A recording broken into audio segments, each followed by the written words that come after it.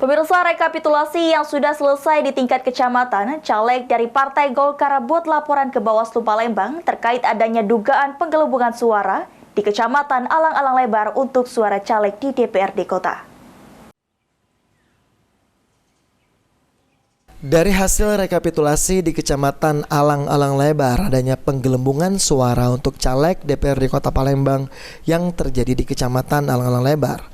Merasa dirugikan, Denny Hegar, caleg dari Partai Golkar, membuat laporan ke Bawaslu Kota Palembang.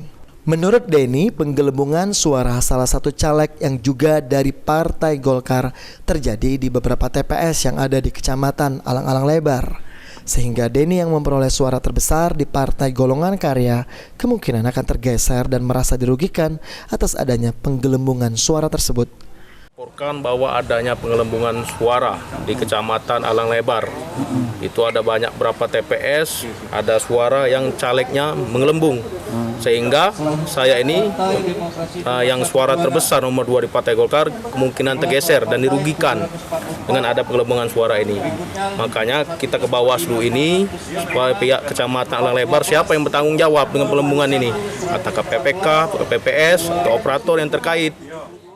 Sementara itu, Yusnar, Ketua Badan Pengawas Pemilu Bawaslu Kota Palembang mengatakan untuk laporan penggelembungan suara yang masuk ke Bawaslu Palembang yakni dari Partai Demokrat di Kecamatan Sukarami.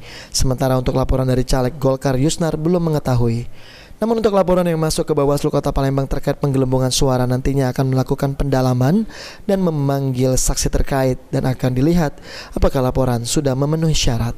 Tadi sudah masuk dari Demokrat tentang di Sukarame ada penggelembungan suara yang dilakukan oleh partai lain, dan kita lagi mendalami dan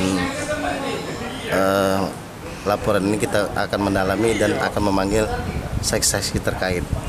Kita lihat dulu syarat formal dan formilnya apa sudah terpenuhi atau tidak. Eki Saputra, PAL TV.